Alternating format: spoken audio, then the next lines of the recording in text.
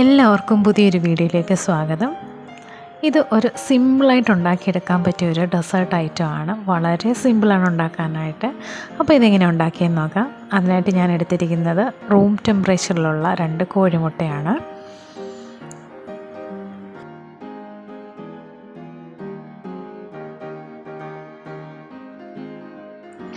രണ്ടെന്ന് പറഞ്ഞിട്ട് ഇതിപ്പം 3 മുട്ടയുണ്ടല്ലോ എന്ന് എല്ലാവരും ചിന്തിക്കുകയെ, പക്ഷേ അത് ഒരു മുട്ടയ്ക്കകത്ത് 2 ഉണ്ണി ഉണ്ടായിരുന്നേ, അതുകൊണ്ടാണ് ഇപ്പം 3ആയിട്ട് ഇങ്ങനെ കിടക്കുന്നത്. അപ്പോൾ 2 കോഴിമുട്ട മതി ഇതിനായിട്ടേ. ഇനി ഇത് വിസ്ക് വെച്ച് നന്നായിട്ടൊന്ന് നമുക്ക് ബീറ്റ് ചെയ്തെടുക്കാം. ഇനി വേണ്ടുന്നത് നല്ല തിക്കായിട്ടുള്ള തേങ്ങാപ്പാലാണ്.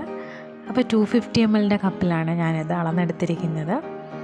ഇനി ഈ മുട്ടയുടെ സ്മെല്ലൊക്കെ ഇഷ്ടമില്ലാത്തവർക്ക് വേണ്ടിയിട്ട് കുറച്ച് വാനില എസൻസ് ചേർത്ത് കൊടുക്കാം. കുറച്ച് അളവിൽ മാത്രം ചേർത്ത് കൊടുത്താൽ മതി. ഇത് വാനില എസൻസ് ചേർത്തില്ലെങ്കിലും പ്രശ്നമില്ല, ചിലർക്ക് മുട്ടയുടെ ആ ഒരു റോ സ്മെല്ല് പിടിക്കത്തില്ല, അതുകൊണ്ടാണ്. ഇനി ചേർത്ത് കൊടുക്കുന്നത് 1/4 കപ്പ് അളവിൽ കണ്ടൻസ്ഡ് മിൽക്കാണ്, മിൽക്ക് മെയ്ഡ്. അപ്പം മധുരം കൂടുതൽ വേണമെന്നുള്ളവർക്ക് 1 കപ്പ് ചേർത്ത് കൊടുക്കാം. ഇതെല്ലാം ഞാൻ 250 ml കപ്പിലാണ് അളന്നെടുത്തിരിക്കുന്നത്. ഇനി അടുത്ത് ചേർത്ത് കൊടുക്കുന്നത് തേങ്ങ ചിരകിയതാണ്. 250 ml കപ്പിലാണ് ഞാൻ തേങ്ങയും അളന്നെടുത്തിരിക്കുന്നത്. അപ്പോൾ ഇതെല്ലാം കൂടെ നന്നായിട്ടൊന്ന് യോജിപ്പിച്ചെടുക്കാം. അപ്പോൾ ഇത്രയേ ഉള്ളൂ, നമ്മുടെ സിമ്പിളായിട്ട് ഉണ്ടാക്കാൻ പറ്റിയ ഒരു ഡെസേർട്ട് ഐറ്റം അല്ലേ. വളരെ കുറഞ്ഞ ഇൻഗ്രീഡിയൻസ് വെച്ചിട്ടാണ് ഇത് ചെയ്തെടുത്തിരിക്കുന്നത്. ടേസ്റ്റും ഭയങ്കര ടേസ്റ്റാണ് കഴിക്കാനായിട്ട് കേട്ടോ. അപ്പോൾ ഇത് നമുക്കൊന്ന് ബേക്ക് ചെയ്തെടുക്കാം. ഞാൻ ഒരു 180 ഡിഗ്രിയിൽ ആദ്യം 30 minutes ആണ് സെറ്റ് ചെയ്തത്. പക്ഷേ ആ ഒരു ടൈമിൽ ഇത് പെർഫെക്റ്റായിട്ട് കുക്കായി വന്നില്ല. പിന്നെ ഒരു 10 minutes കൂടെ ഞാൻ വെച്ചു. അന്നേരമാണ് നന്നായിട്ട് തന്നെ കുക്കായി വന്നത്.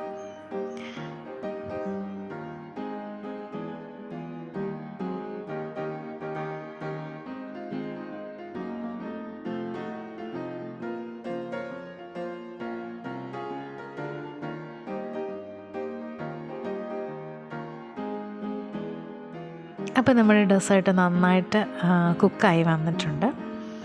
അപ്പോൾ ഇത് വളരെ സിമ്പിളല്ലേ ഉണ്ടാക്കാനായിട്ട്, കുറഞ്ഞ ഇൻഗ്രീഡിയൻസ് വെച്ചിട്ട് ഉണ്ടാക്കിയെടുക്കാൻ പറ്റിയ ഒരു സ്വീറ്റ് റെസിപ്പിയാണ്. ഇനി നിങ്ങൾക്ക് വേണമെന്നുണ്ടെങ്കിൽ ഫ്രിഡ്ജിൽ വെച്ചിട്ട് കഴിക്കാം.